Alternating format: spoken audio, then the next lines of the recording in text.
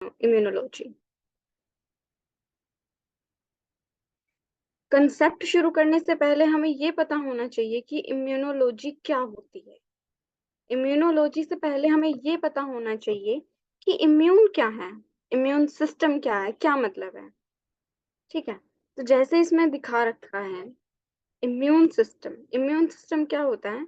Is a defence system that protect animals against attack by pathogens and cancer.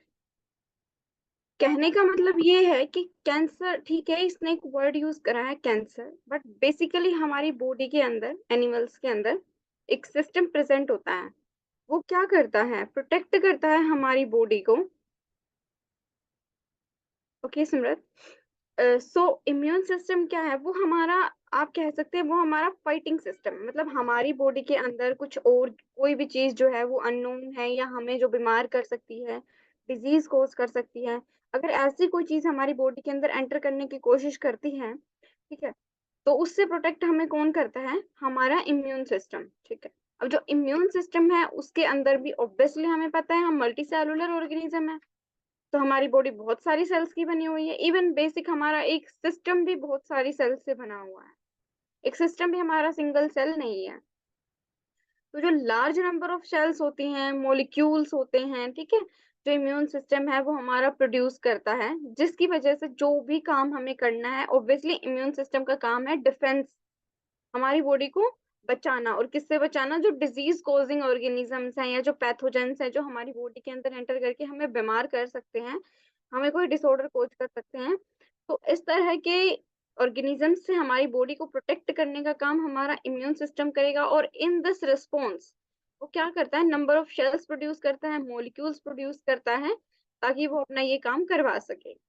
अब अगर हम उसकी बात करें, जो इम्यून सिस्टम होती हैं उसके पास दो मेजर एक्टिविटीज होती हैं। ऑब्वियसली देखो, कोई भी सिस्टम है उसका एक मैकेनिज्म होता है कि वो किस तरह से उस काम को करता है।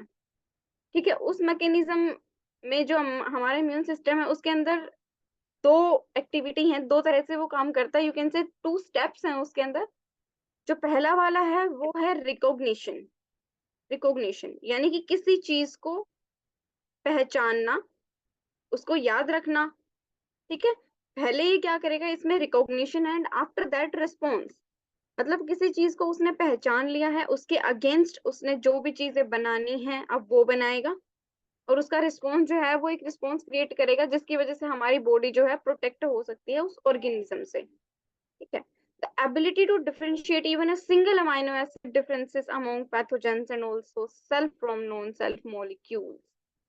अब कहने का मतलब क्या है कि इसके पास एक एबिलिटी होती है, हमारा जो इम्यून सिस्टम है उसके पास एक ऐसी एबिलिटी है जो क्या करती है? सेल्फ और नॉन सेल्फ की जो सेल्स हैं, मतलब सेल्स तो छोड़ो, सेल्स तो एक फिर भी बहुत बड़ा पार्ट हो गया। अगर हम बात करें एक अमाइनो एसिड की, अमाइनो एसिड क्या है? हमारी जो प्रोटीन चेन है उसका एक, उसकी एक सिंगल यूनिट है। ठीक है, तो वो एक एक सिंगल यूनिट जो है अमाइनो एसिड की, उसको भी रिकॉग्नाइज करने की, डिफरेंशिएट करने की कैपेसिटी रखता है। वो डिफरेंशिएट कर लेता है कि ये मेरी सेल है या नहीं है। ठीक है, जैसे ही जो पैथोजन रिकॉग्नाइज हो जाता है, ठीक है, जैसे रिकॉग्निशन कंप्लीट हो जाता है, हमें मतलब हमारी जो इम्यून सेल्स है उसको पता चल जाता है कि ये हमारी बॉडी का कंपोनेंट नहीं है, ये कुछ बाहर से आया है। अब उसके बाद जो इफेक्टर्स होते हैं वो क्या करते हैं? रिस्पॉन्स को क्रिएट करवाना शुरू करवा देते हैं, ताकि वो न्यूट्रलाइज कर सके उस पैथोजन को या उस टॉक्सिन को जो भी हमारी बॉडी के अंदर एंटर करने की कोशिश कर रहा है। उस चीज को हमें न्यूट्रलाइज करवाना है। सब्सटेंस जो एक्सपोज हुए हैं उस टाइम पे, ठीक है, जो भी सब्सटेंस एक्सपोज हुए हैं हमारी बॉडी के अंदर, देखो एक यूनिक सिस्टम है इसके अंदर। जो भी हमारी बॉडी के अंदर आया है, मान लो कोई भी अमाइनो एसिड है फ्रॉम डिफरेंट किसी भी चीज से है, तो उससे क्या होगा? हमारी बॉडी के अंदर जैसे ही वो एंटर होगा, हमारी बॉडी उसके अगेंस्ट, हमारी जो बॉडी है वो एंटीबॉडीज रिलीज करेगी। अब वो एंटीबॉडी क्या करेंगी?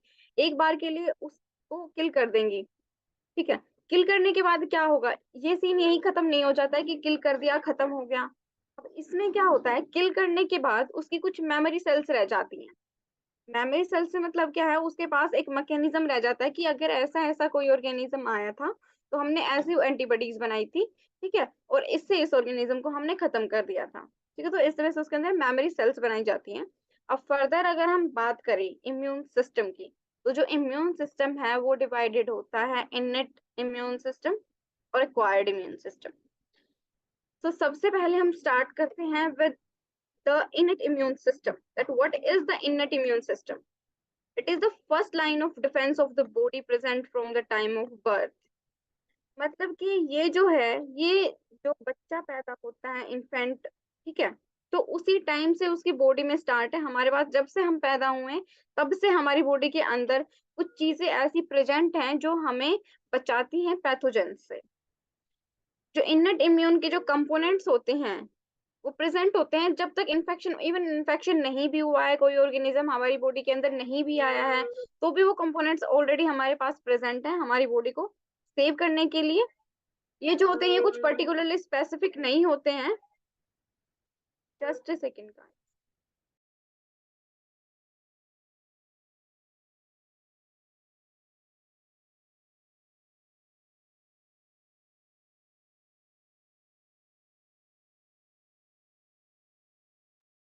तो या, तो इसमें क्या होता है कि जैसे अभी अभी हमने बात करी थी कि जैसे ही कोई पैथोजन हमारी बॉडी के अंदर एंटर करता है, हमारी बॉडी एंटीबॉडीज बनाती है, कुछ सेल्स रिलीज करती है उसके अगेंस्ट रिस्पॉन्स क्रिएट करवाने के लिए। लेकिन यहाँ ऐसा बिल्कुल भी नहीं होता है। यहाँ पे क्या है, वो चीजें हमारे पास पहले से ही प्रेजेंट है, बेशक से कोई चीज कोई इन्फेक्शन हुआ है नहीं हुआ है, और वो किसी पर्टिकुलर पैथोजन के लिए नहीं है। हमने बात करी है एंटीबॉडीज की, तो एंटीबॉडीज क्या होती हैं, वो स्पेशल टाइप ऑफ प्रोटीन्स हैं जो कि किसी मान लो कोई ऑर्गेनिज्म एंटर हुआ है, उसने उसके अमाइनो एसिड्स डिटेक्ट करा है, उसके अकॉर्डिंग उसने एंटीबॉडीज बनाई थी। लेकिन इसमें ऐसा बिल्कुल भी नहीं होता है, ये इन जनरल प्रेजेंट होती हैं। मतलब क्या होता है, जो बॉडी के अंदर मॉलिक्यूल्स हैं, पैथोजेंस हैं, उनको एंटर करने से ही रोकती है। वो चीजें तो तब होती हैं जो हमारी बॉडी के अंदर अगर एंटर कर गया है, एंटर करने के बाद जो हम उसको बाहर निकालने की कोशिश करते हैं, उसको किल करने की कोशिश करते हैं, लेकिन उससे पहले हमारे पास एक first line of defence present होता है। फर्स्ट लाइन ऑफ डिफेंस का मतलब ये है कि ये कोशिश करता है कि हमारी बॉडी के अंदर वो चीज एंटर ही ना हो, उसकी एंट्री को ही ब्लॉक कर दिया जाए। ठीक है, तो अगर हम इन बैरियर्स की बात करें कि हमारे पास कौन से बैरियर्स प्रेजेंट होते हैं, तो सबसे पहला जो हमारा बैरियर होगा वो होता है एनाटॉमिकल बैरियर। एनाटॉमिकल बैरियर के अंदर इसका मैकेनिज्म कौन सा है कि जो एनाटॉमिकल बैरियर्स है वो कैसे प्रोटेक्ट करते हैं। The skin has epidermis and dermis that form a covering and prevent pathogen invasion. हमारी स्किन है, हमारे पास एक स्किन है जिसके पास डर्मिस और एपिडर्मिस कवरिंग प्रेजेंट होती हैं, जो कि पैथोजन को एंट्री करने से रोकती हैं बॉडी के अंदर। अब जो लो पीएच होता है, सिक्रेशन सेबेशियस और जो स्वेट ग्लैंड्स होते हैं, वो इनहिबिटरी होते हैं पैथोजन से। मतलब देखो, सबको पता है भाई, जिस स्वेटिंग होती है, किसी को बहुत ज्यादा स्वेटिंग होती है, ठीक है, स्मेल आती है, but it's is okay, it can be managed. लेकिन उसका एक फायदा भी है, जो स्वेट ग्लैंड्स जो भी सिक्रेशन रिलीज करते हैं, वो इनहिबिटरी होता है पैथोजन से। मतलब कि पैथोजेंस को वो एंटर करने में थोड़ी प्रॉब्लम्स क्रिएट करता है, एज ए बैरियर एक्ट करता है कि वो उनको एंटर नहीं होने देता है। उसके बाद ये तो थे हमारा फर्स्ट वाला मैकेनिज्म है। सेकंड है म्यूकस मेम्ब्रेन जो प्रेजेंट होती हैं हमारी, जो लाइनिंग के अंदर म्यूकस मेम्ब्रेन प्रेजेंट होती हैं। अब उसमें क्या होगा, अगर कोई पैथोजन हमारी बॉडी के अंदर मान लो हमारे माउथ के थ्रू एंटर हो रहा है, एंटर होने के बाद हमारी जो गट लाइनिंग है जो म्यूकस सिक्रेट कर रही है, वो क्या होगा, वो पैथोजन उस म्यूकस के अंदर ट्रैप हो जाएगा और वहीं से हटा दिया जाएगा। नोजल पैसेज, आई थिंक जो नोजल सिक्रेशन है वहां पे कुछ ऐसा ही मैकेनिज्म फॉलो होता है। अब अगर हम बात करें सेकंड बैरियर की, दैट इज फिजियोलॉजिकल बैरियर। अब जो फिजियोलॉजिकल बैरियर होता है, जैसे कि हमारा जो फीवर वगैरह हो जाता है, तो उसमें क्या होता है, जो टेम्परेचर है वो राइज हो जाता है। क्यों होता है, क्योंकि हमारी बॉडी के अंदर अगर कोई पैथोजन एंटर कर गया है, देखो जब भी फीवर होता है तो यूं रहता है कि भाई फटाफट मेडिसिन लो और इसको खत्म करो। लेकिन ऐसा नहीं है। अगर फीवर एक हद से ज्यादा हो रहा है तो तुम्हें ट्रीटमेंट की जरूरत है, लेकिन अगर फीवर तुम्हें हुआ है, इसका मतलब ये है कि तुम्हारी बॉडी के अंदर कोई पैथोजन एंटर कर गया है, और जिसके अगेंस्ट हमारा जो इम्यून सिस्टम है वो काम कर रहा है, वो हमारी बॉडी को बचाने की कोशिश कर रहा है बाई रेजिंग द टेम्परेचर। मतलब कि अगर वो टेम्परेचर रेज कर रहा है, मतलब वो कोशिश कर रहा है कि वो उस पैथोजन को हमारी बॉडी से निकाल सके। ठीक है, तो जो हाई टेम्परेचर होता है बॉडी का, उसके अंदर कुछ ऑर्गेनिजम्स जो होते हैं वो डिजीज से बचाने की कोशिश करते हैं। जैसे एग्जांपल इसने दे रखा है, chickens are protected from B anthracis due to their high body temperature. मतलब कि हाई बॉडी टेम्परेचर की वजह से जो चिकन्स हैं वो बी एंथ्रेसिस से प्रोटेक्ट करे जाते हैं।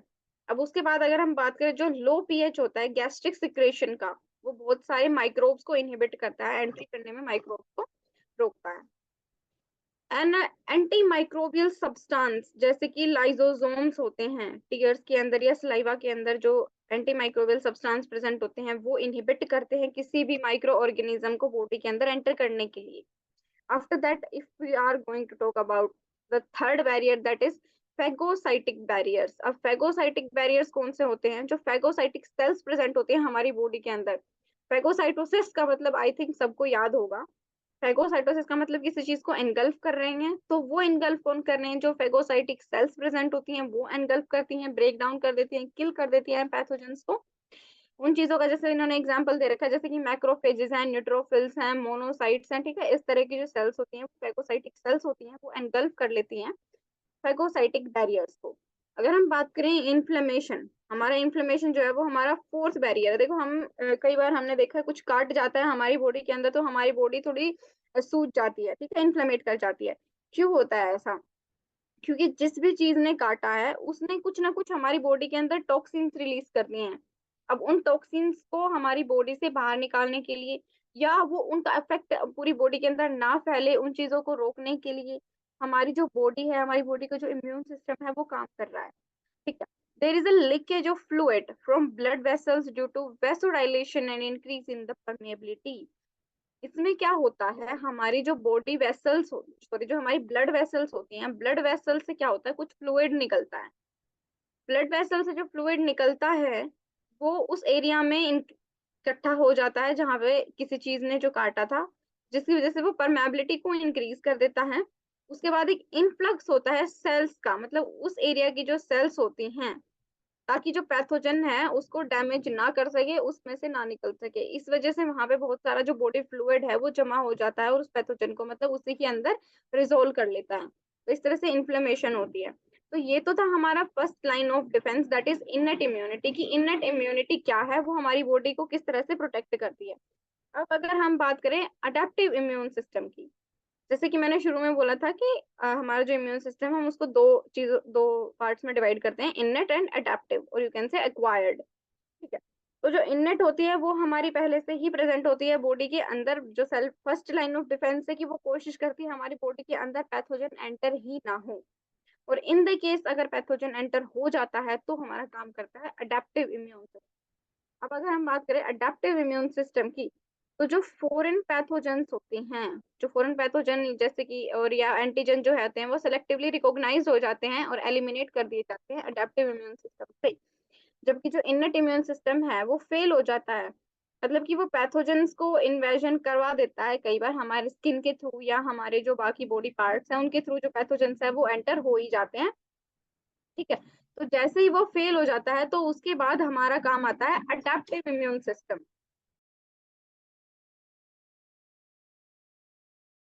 इम्यून सिस्टम में हम देखते हैं, it is capable of responding only when a stimulus is provided by the innate immune system. मतलब कि जब जो हमारा इम्यून सिस्टम है, it is capable of responding only when a stimulus is provided by the innate immune system. मतलब कि हमारा जो इम्यून सिस्टम जब कुछ रिस्पॉन्ड करेगा बॉडी को, ठीक है, कि अब इसके अंदर कुछ एंटर हो गया है, तो जैसे ही वो एंटर होने के बाद कुछ बॉडी को रिस्पॉन्ड करेगा, हमारे अडेप्टिव इम्यून सिस्टम को पता चलेगा कि भाई इननेट तो फेल हो गया, ठीक है। तो अब वो क्या करेगा, तो जो अडेप्टिव या जो एक्वायर्ड इम्यून रिस्पॉन्स है takes too much longer time than the innate immune response become activated and respond. अब उसके बाद क्या होता है, सबसे पहले जैसे ही कोई पैथोजन हमारी बॉडी के अंदर एंटर कर गया, अब कोई पैथोजन एंटर करा है तो ऐसा नहीं है कि हमारी बॉडी जो है वो फटाफट फटाफट क्या करेगी, एंटीबॉडीज बनाएगी, उसको बाहर निकाल देगी, ऐसा नहीं है। तो उसके बाद क्या करता है, वो थोड़ा टाइम टेकिंग प्रोसेस होती है स्टार्टिंग में, ठीक है। तो जो हमारा फर्स्ट है, जो प्राइमरी रिस्पॉन्स होता है, वो थोड़ा टाइम टेकिंग प्रोसेस होती है, वो टाइम लेता है। उसके बाद एक्टिवेट होता है, अपने रिस्पॉन्स को रिलीज करवाता है। इट कैन टेक डेज और even weeks but adaptive immunity is more pathogen specific and also has memories. लेकिन मतलब ये कुछ दिन ले सकता है, कुछ वीक्स भी ले सकता है, लेकिन जो अडेप्टिव इम्यूनिटी होती है वो पैथोजन स्पेसिफिक होती है। जैसे अभी हमने बात करी थी कि जो इननेट इम्यूनिटी होती है वो पैथोजन स्पेसिफिक नहीं होती है, वो पर्टिकुलरली सबके लिए सिमिलर होती है। लेकिन जो अडेप्टिव या फिर जो एक्वायर्ड होती है वो क्या होती है, वो पैथोजन स्पेसिफिक होती है, वो उस पर्टिकुलर पैथोजन के अगेंस्ट ही मेमोरी शेल्स बनाती है। ठीक है, तो जो अडेप्टिव इम्यून सिस्टम है वो जैसे ही एक्सपोजर हो जाता है पैथोजन का, उसके बाद जो है वो अपना रिस्पॉन्स है वो रिलीज करवाती है। The response are tailor-made to specific antigen challenges and not present naturally like innate immune system. इसलिए वही बात हम कह चुके हैं कि वो नेचुरली प्रेजेंट नहीं होता है बॉडी के अंदर, वो चीजें करवाई जाती हैं। The adaptive immunity can be naturally और आर्टिफिशियली एक्वायर्ड। अगर हम बात करें जो अडेप्टिव इम्यूनिटी होती है वो नेचुरली एक्वायर हो सकती है या फिर आर्टिफिशियली हो सकती है। क्यों, कैसे? नेचुरली का मतलब क्या है कि हमारी बॉडी के अंदर कोई भी पैथोजन एंटर होता, एंटर होने के बाद हमारी बॉडी ने उसको टाइम टेकिंग प्रोसेस थी, कुछ दिन ले लिए, कुछ हफ्ते ले लिए, उसके बाद हमारी बॉडी ने उसके अगेंस्ट जो एंटीबॉडीज थे वो रिलीज करवा दिए। ठीक है, ये तो था हमारा नेचुरल मेथड। लेकिन अगर हम बात करें आर्टिफिशियल मेथड की, तो आर्टिफिशियल में कुछ ऐसी चीजें होती है जिसके लिए पर्टिकुलरली हम बाहर से इंजेक्शन देते हैं, या हम कुछ केमिकल्स हमारी बॉडी के अंदर रिलीज करवा देते हैं, या फिर हम डायरेक्ट एंटीबॉडी ही बॉडी के अंदर रिलीज करवा देते हैं। कि कई ऐसे सिचुएशंस हो जाती है जिसके अंदर हम वेट नहीं कर सकते कि बॉडी उसके अगेंस्ट एंटीबॉडीज प्रोड्यूस करवाए, क्योंकि अगर ऐसे वेट करा तो भाई इंसान तो निकल लिया। जैसे कि स्नेक बाइट के केस में होता है, जो हम उसे एंटी विनोम देते हैं। तो जो उस टाइम पे किसी मतलब जो स्नेक बाइट हो गई है, स्नेक ने काट लिया किसी को, हम वेट कर रहे हैं ना भाई एंटीबॉडी ही प्रोड्यूस होंगे, हमारा इम्यून सिस्टम प्रोड्यूस होगा, 2-3 दिन तो वो बंदा वैसे ही नहीं रुकेगा, है ना। तो ऐसे सिचुएशन जो आती हैं उसके अंदर हमें आर्टिफिशियल एक्वायर्ड, मतलब कि हमें आर्टिफिशियली जो है उसको एंटीबॉडीज देनी पड़ती हैं ताकि वो सरवाइव कर सके। सरवाइव भी इन द सेंस कि वो जो भी विनोम या जो भी टॉक्सिक सब्सटेंस उसकी बॉडी के अंदर गया है उसको उस बॉडी से मतलब अपनी बॉडी से बाहर निकाल सके। जो नेचुरली एक्वायर्ड इम्यूनिटी होती है वो result when the body fight the pathogen and recover, और when preformed antibody are provided via the placenta और मदर्स मिल्क। मतलब कि जो नेचुरल होती है, ऑब्वियसली मैंने वही बात बताई कि बॉडी जो है, हमारी बॉडी जो है अगेंस्ट जो भी पैथोजन आया है उसके अगेंस्ट फाइट करे, उसके लिए एंटीबॉडीज प्रोड्यूस करवाए, तो इस तरह से नेचुरल होती है। आर्टिफिशियल में जो है हम उसको इंजेक्शन के थ्रू देते हैं, जिसे वैक्सीनेशन भी कहते हैं। अब अगर हम बात करें जो एक्वायर्ड है उसके भी फर्दर पार्ट्स हैं। First one is the humoral immunity. अगर ह्यूमोरियल इम्यूनिटी की हम बात करें तो ये जो इम्यूनिटी होती है वो डिपेंड करती है मोलिक्यूल्स के ऊपर जो कि ब्लड के अंदर पाए जाते हैं या बॉडी फ्लूइड्स के अंदर पाए जाते हैं। बॉडी फ्लूइड में सिर्फ ब्लड नहीं आता है, बहुत सारे सिक्रेशंस आते हैं हमारी बॉडी फ्लूइड के अंदर, क्योंकि हमारी बॉडी जो है वो काफी सारी चीजें सिक्रेट करती है, जिसके अंदर ग्लैंड्स का सिक्रेशन भी आता है, हमारा प्लाज्मा भी आता है। ठीक है, हमारी जो वर्टिब्रास होती हैं वो भी सिक्रेशन रिलीज करती हैं, जो कार्डियक सिस्टम है वो भी सिक्रेशन रिलीज करता है। ठीक है, तो बहुत सारे सिक्रेशंस आते हैं बॉडी फ्लूइड के अंदर। तो उसके अंदर जो मॉलिक्यूल्स प्रेजेंट होते हैं वो जब हमारे डिफेंस लाइन में काम करते हैं तो उसको ह्यूमरल इम्यूनिटी बोला जाता है। ठीक है, it is mediated by molecules, जैसे कि जो एंटीबॉडीज प्रेजेंट होती है और उस मॉलिक्यूल को इसने बोला है एंटीबॉडी। ठीक है, जो वेरियस कंप्लीमेंट प्रोटीन्स होते हैं, एंटी माइक्रोबियल पेप्टाइड्स होते हैं, therefore it is also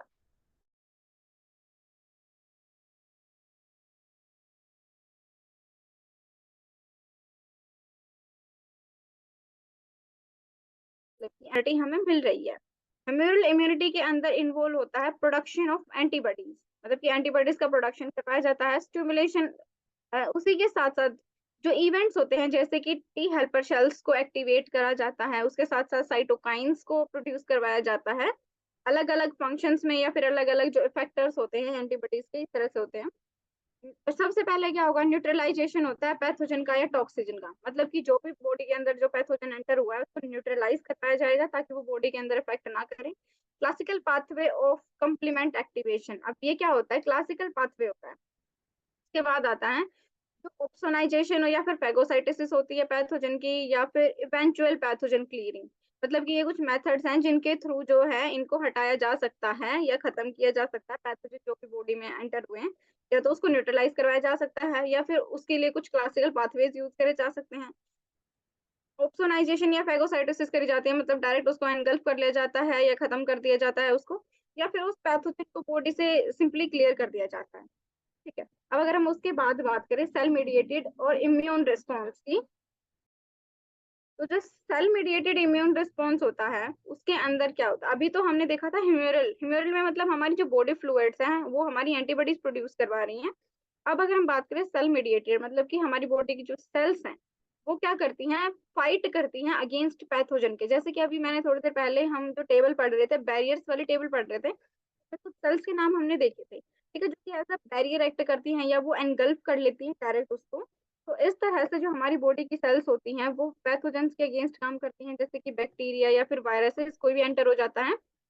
it is also responsible for killing of carcinogen cells and in the graft rejection process. I think graft rejection process तुम लोगों ने सुनी ही होगी, एनीवन?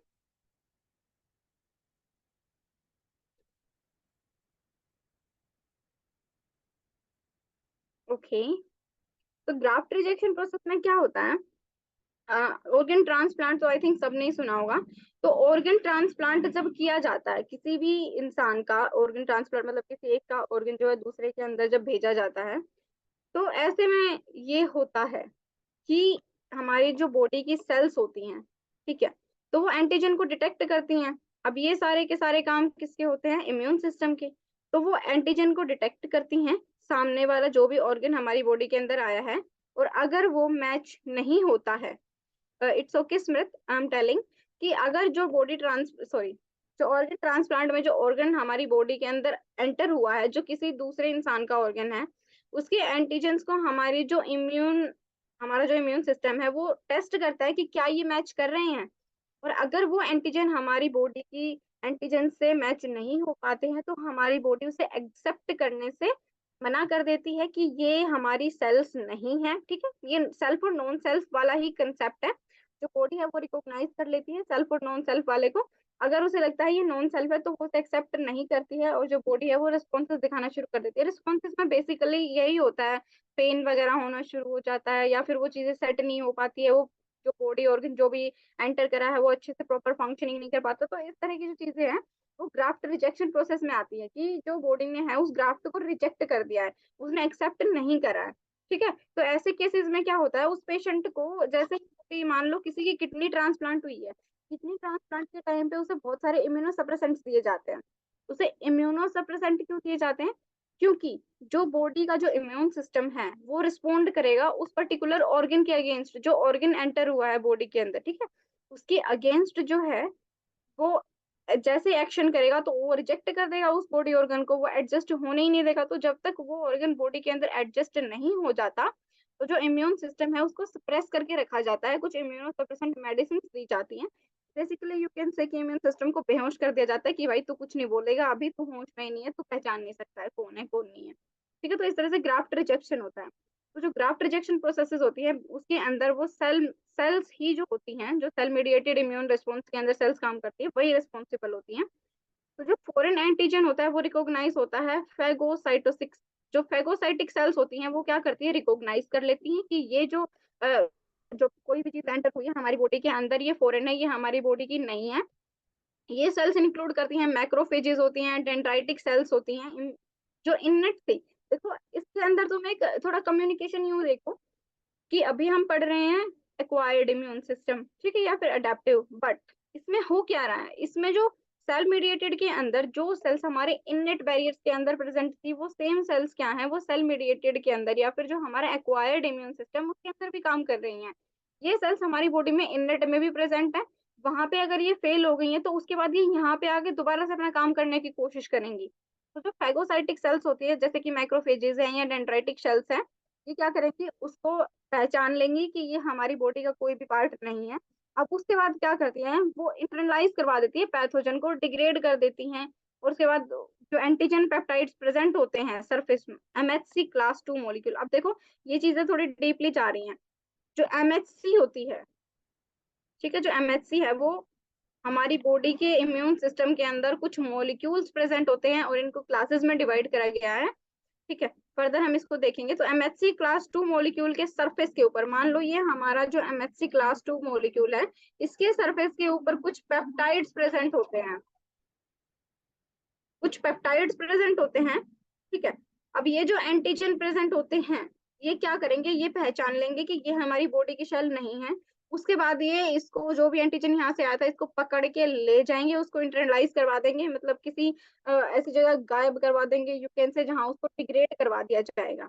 अब ये जो एमएचसी होता है वो है antigenic complex responsible for the activation of adaptive immune system. जो एमएचसी मॉलिक्यूल है वो ही अडेप्टिव इम्यून सिस्टम को एक्टिवेट करवाता है। इसके अंदर जो CD4 positive and CD8 positive cells present होती हैं, जो कि टी सेल्स से बनी हुई होती हैं, जो टी सेल प्रिकर्सर सेल्स होती हैं उनसे बनी हुई CD8 सेल्स और CD4 पॉजिटिव सेल्स प्रेजेंट होती हैं। अब जो CD8 या CD4 किसके साथ अटैच होगी वो उनकी कुछ प्रॉपर्टीज के ऊपर डिपेंड करता है, क्योंकि एमएचसी जो है वो 3 टाइप के मॉलिक्यूल्स प्रेजेंट होते हैं, MHC1, MHC2 and MHC3।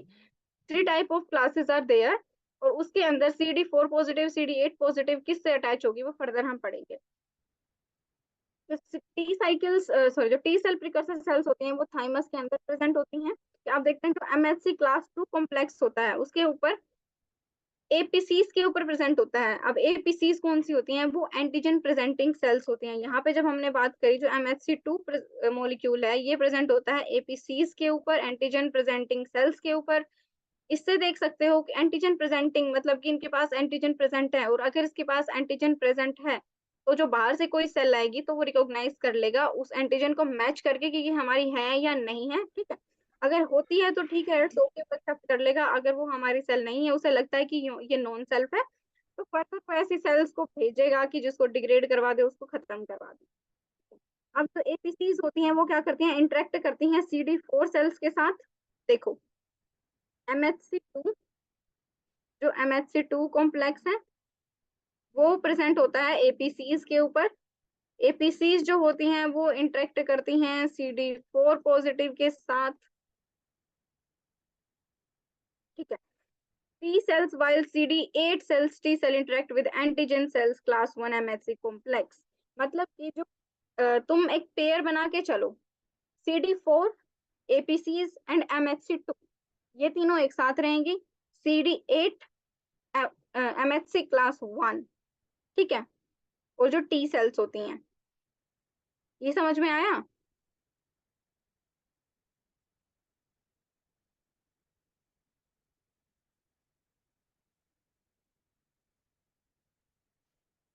Okay, सो इसमें क्या होता है, अब इन्होंने देखो पेयर बना लिया है, CD8 भी है एक के साथ जुड़ गई है, CD8 जो है वो MHC क्लास 1 के साथ अटैच हो गई है, जो CD4 है वो MHC क्लास 2 कॉम्प्लेक्स के साथ अटैच हो गई है, ठीक है। तो अब जो CD8 पॉजिटिव टी सेल्स होती हैं वो क्या हो जाती है, ट्रांसफॉर्म हो जाती हैं साइटोटॉक्सिक टी लिम्फोसाइट्स के अंदर।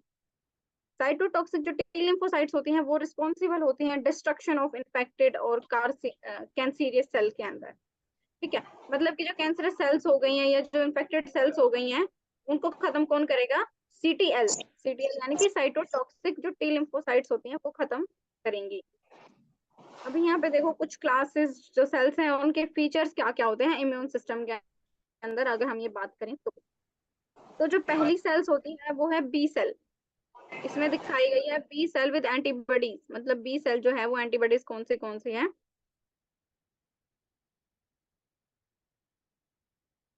पहली बात, इसके फीचर क्या होते हैं बी सेल के, बोन मैरो के अंदर ये मैच्योर होती है। आफ्टर दैट एक्सप्रेस करती हैं membrane bound antibody molecules with specificity to particular antigen. मतलब कि जो मेम्ब्रेन बाउंड एंटीजन, इसके पास तुम देख सकते हो इसके पास जो मेम्ब्रेन है उसके ऊपर कुछ एंटीबॉडीज जो होती हैं वो बाउंड होती हैं, इसके ऊपर एंटीबॉडीज जो है वो ऑलरेडी अटैच्ड हैं। उसके पास कुछ पर्टिकुलर एंटीजन्स हैं, मतलब अब ये जो एंटीबॉडी जो अटैच्ड है ये किसी पर्टिकुलर एंटीजन को ही आइडेंटिफाई कर पाती हैं। When native B cells encounter an antigen, it is activated and proliferates to form memory B cells and plasma cells।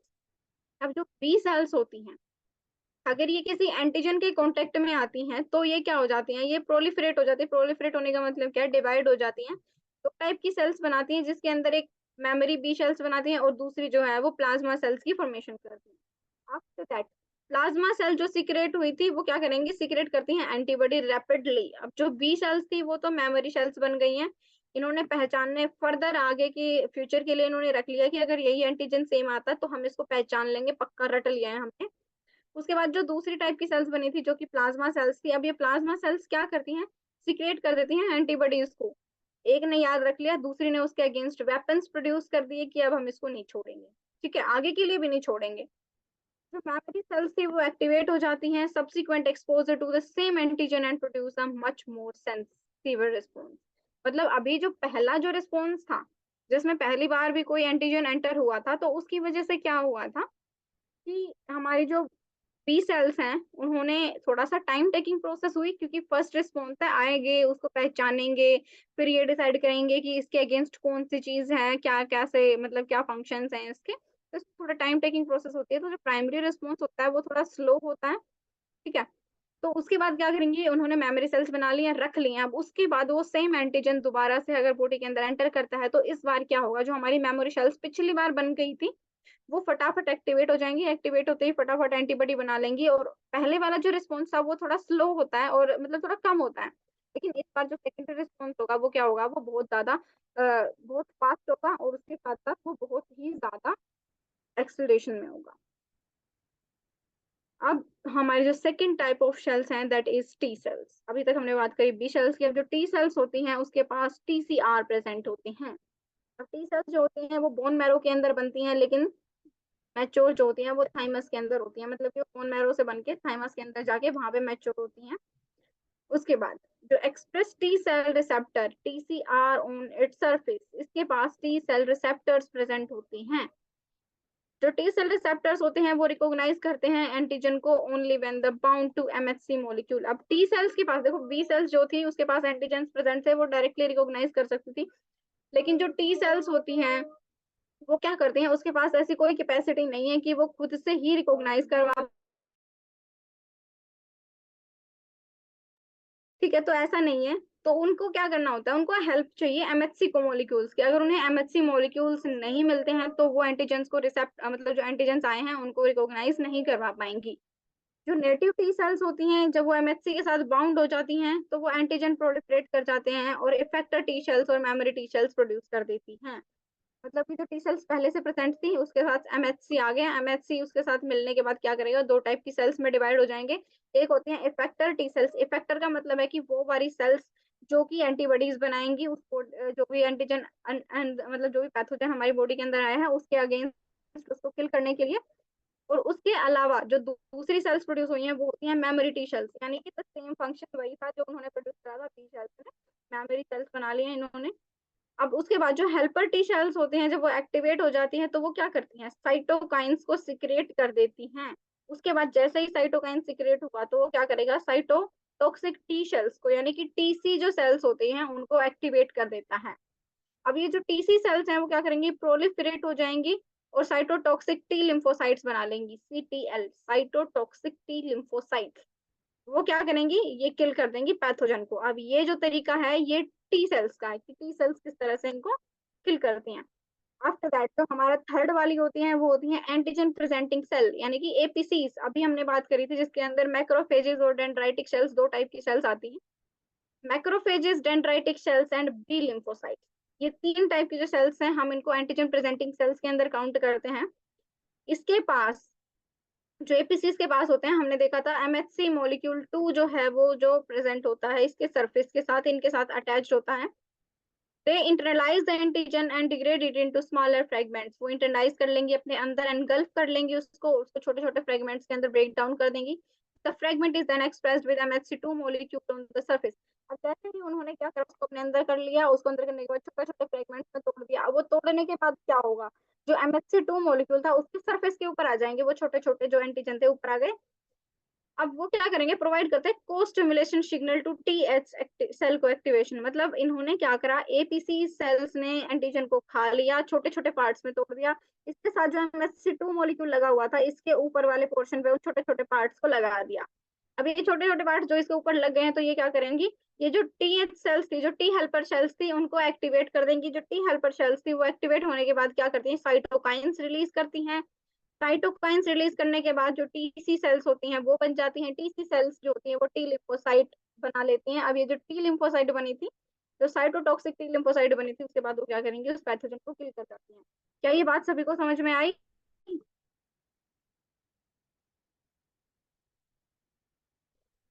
Any one of you guys?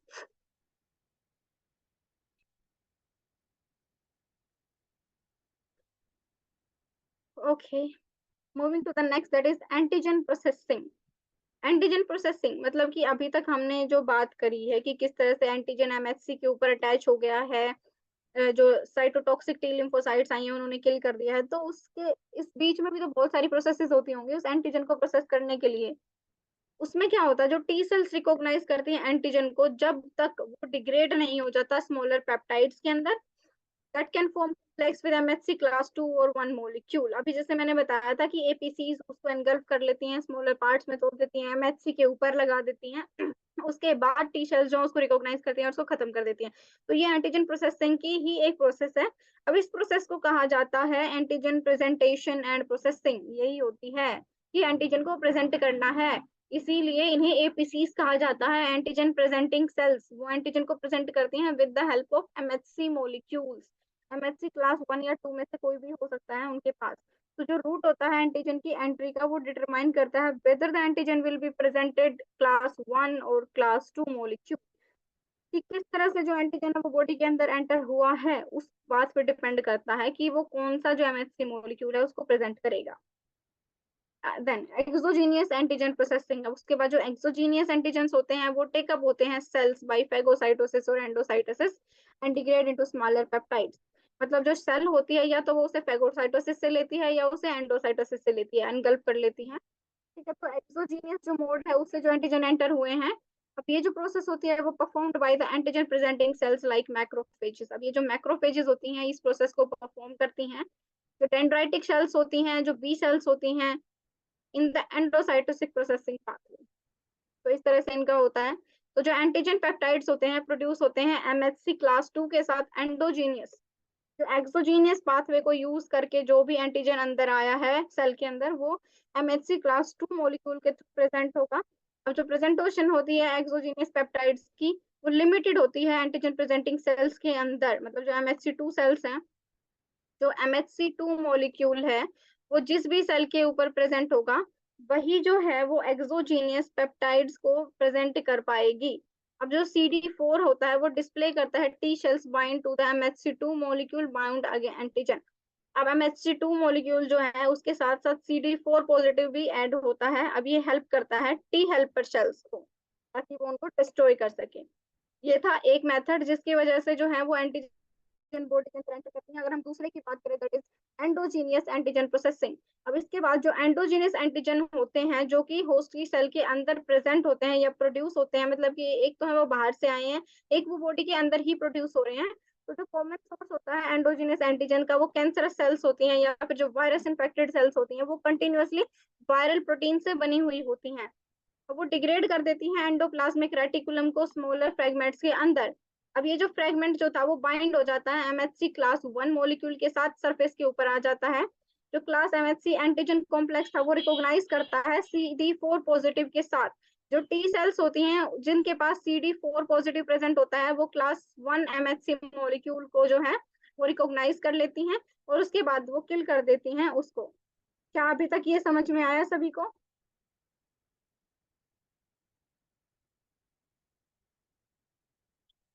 Okay, so in the next going class we are going to discuss about the self and non self। अभी हमने बात करी कि हमारे immune system के पास एक capacity होती है कि वो सेल्फ और नॉन सेल्फ के बीच में डिफरेंशिएट कर सकता है। तो अगले सेशन में हम देखेंगे कि वो किस तरह से डिफरेंशिएट कर सकता है, कौन सी सेल्स जो होती हैं वो सेल्फ हैं, कौन सी सेल्फ नॉन सेल्फ हैं। इस बारे में हम अगले सेशन में बात करेंगे। ठीक है? Okay, so it's all for today guys, meet you in the next session.